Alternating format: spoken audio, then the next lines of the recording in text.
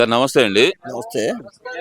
నిన్న జగన్మోహన్ రెడ్డి గారు మాట్లాడుతూ, నిన్న కాదు ఆయన అంతకు ముందు ఇంటర్వ్యూలో కూడా మాట్లాడుతూ, నేను ప్లాన్ ఏ చెప్పాను చంద్రబాబు నాయుడు గారికి నచ్చలేదు, ప్లాన్ బి చెప్పాను చంద్రబాబు నాయుడు గారికి, దాన్ని నెగ్లెక్ట్ చేస్తున్నారు, అదే ప్లాన్ బిఏ మావిగా అంటున్నారు. సార్ అసలు ఈ కాన్వర్జేషన్ చంద్రబాబు నాయుడు గారికి కానీ, లేదంటే మంత్రివర్గంతో కానీ, లేదంటే కనుక అసెంబ్లీలో కానీ ఈ ప్లాన్ బి మీద ఎప్పుడైనా చర్చ జరిగిందా? మరి జగన్మోహన్ రెడ్డి గారు పబ్లిక్ లోకి వచ్చి అలా ఎందుకు చెప్తున్నారు అనుకోవాలంటారు? ప్లాన్ బి మీద ఇంత ముందు అని చర్చలు జరగల. ఆయన మైండ్లో ఆ రాత్రి పుట్టింది. ఇక రేపు నెక్స్ట్ కాల ఆయన కనుక వస్తే మటుకి ప్లాన్ బి అనే పేరుతోటి నడుస్తాడు. ఆయన ఉద్దేశం అది. ఈ ప్లాన్ బి తోటి మావిగన్ ఇక అమరావతి అనేది లేదు. ఆయన కనుక కర్మదాలక ఈ పిచ్చి జనం ఓట్లు వేస్తే మళ్ళీ కనుక ఈ రాష్ట్రానికి దరిద్రం పడితే మావిగన్నే ఈ రాష్ట్ర రాజధాని. అంటే ఎందుకంటారు ఇన్నిసార్లు జగన్మోహన్ రెడ్డి గారు స్టాండ్ ఎందుకు మార్చుకున్నారు అనుకోవచ్చు అంటారు? ఏమండి, ఆయన స్టాండ్ అనేది అసలు లేదు నా దృష్టిలో. ఆయన జీవితం ఆయన స్టాండ్ అనేది లేదు. అందువలన ఆయన గురించి ఒక స్టాండ్ మార్చుకున్నాడు అని నోటికి ఏది వస్తే అదే ఆయన స్టాండ్. ఆ నిమిషానికి ఏది మాట్లాడతాడు అదే రేపు మాట్లాడింది. ఇప్పుడు ఆయన మాట్లాడుతున్నాడు ఈరోజు ఈ పత్రికా వాళ్ళ గురించి మాట్లాడుతున్నాడు. ఆయన పత్రికలో గత 5 సంవత్సరాలు రాసింది ఏంటి అసలు? అవి ఎందుకు నువ్వు మర్చిపోతున్నావు? నా పత్రిక ఏం రాసింది? నిన్న వాడు ఎమ్మెల్యే, వాడు ఈడు అంటున్నాడు.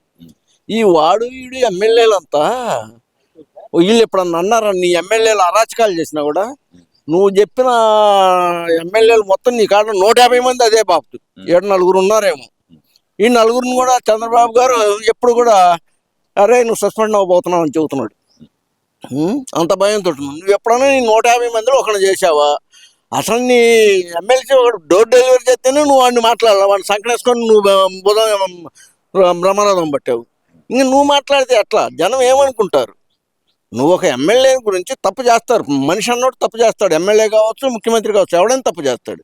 ఆ తప్పు చేసిన వాడిని నువ్వు సమర్థిస్తావు, ఈయన సమర్థించడు. అదే తేడా.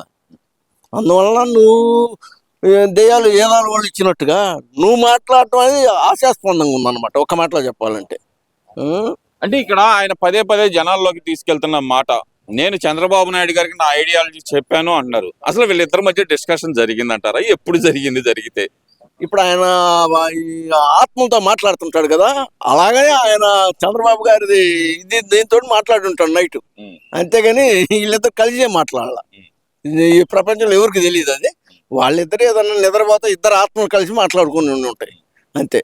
అని ఎందుకంటారు మరి పదే ఆయన ఇన్నిసార్లు స్టాండ్ మారుస్తున్నా సరే ఆయన కార్యకర్తలు కానీ వాళ్ళ నాయకులు కానీ ప్రశ్నించలేని పరిస్థితిలో ఎందుకు ఉన్నారనుకోవచ్చు అంటారు?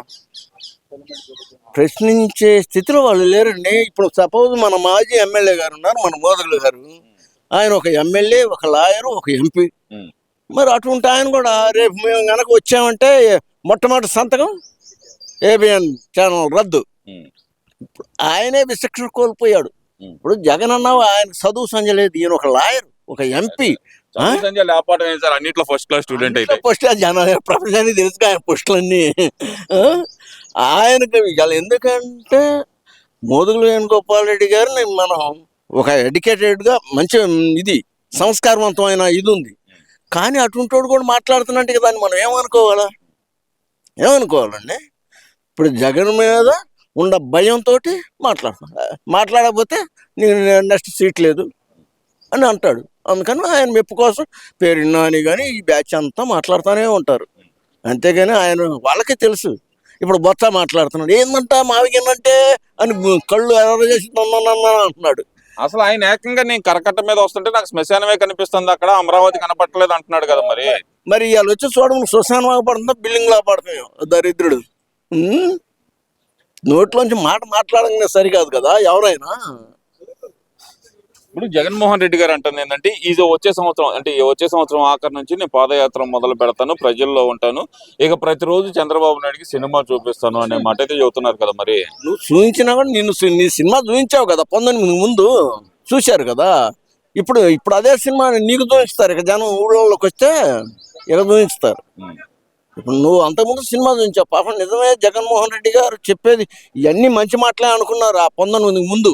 నువ్వు 2 సంవత్సరాలు పాదయాత్ర చేస్తే నువ్వు అదే కాన్సెప్ట్తో ఉన్నావు. నేను పాదయాత్ర చేస్తే ఈ గొర్రెలని నా ఇంటితో వస్తాయండి. రావు, ఈ గొర్రెలు కాదు, నీకంటే వివేకవంతమైన జనం వీళ్ళు.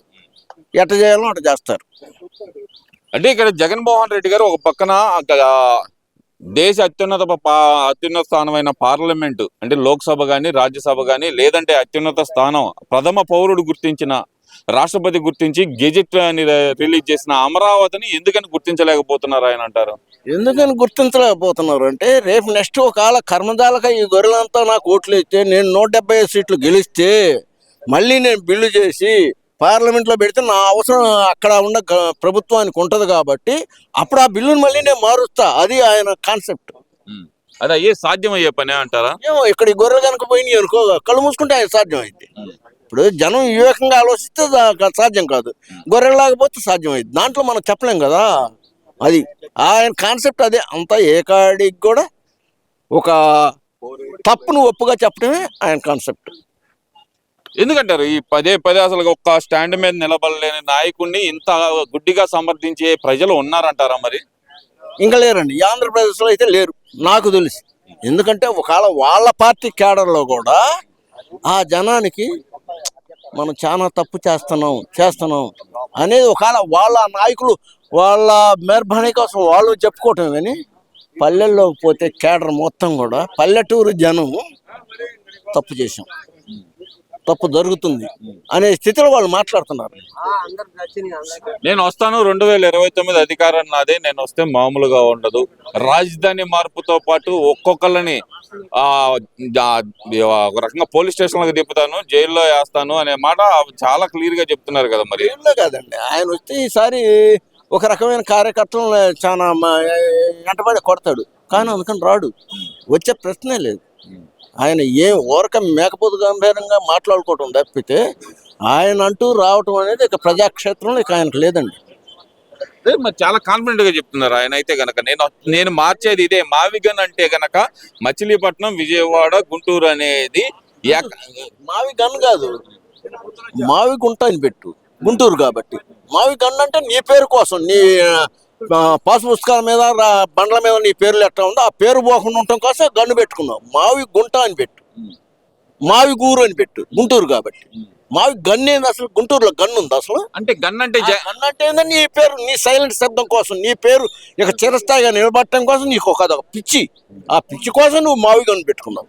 అంటే ఆయన అంటే ఏంటంటే గన్ అంటే జగన్ పేరు గుర్తొస్తే వచ్చింది, మీరు అలాగా మీరు మార్చుకోండి అవసరం అయితే అంటున్నాడు కదా. మార్చుకునేది నువ్వే మార్చుకునే చెప్పబోయా. మావి గుంట, మావి గన్నుగా ఉన్నా, మావి గోరో ఏదో చెప్పు. నువ్వు అన్నట్టు అమరావతి పేరు కూడా ఎందుకు పలకలేకపోతున్నారు అనుకోవాలంటారు ఆయన? అమరావతి ఇప్పుడు వాళ్ళ చెల్లెల్నే చెల్లి అని పిలవలేకపోతున్నాడు అండి. అటువంటి మనిషిగా అమరావతి అని ఎట్ట పిలుస్తాడు? వాడెవడో ఆ రామోజీ పెట్టాడు అని మాట్లాడతాడు.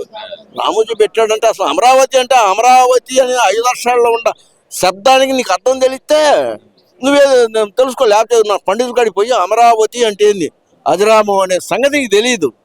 అందుకని ఏదో నీ నోటికి వచ్చిన పిచ్చి కోతలన్నీ కోస్తా ఉన్నావు అంతే.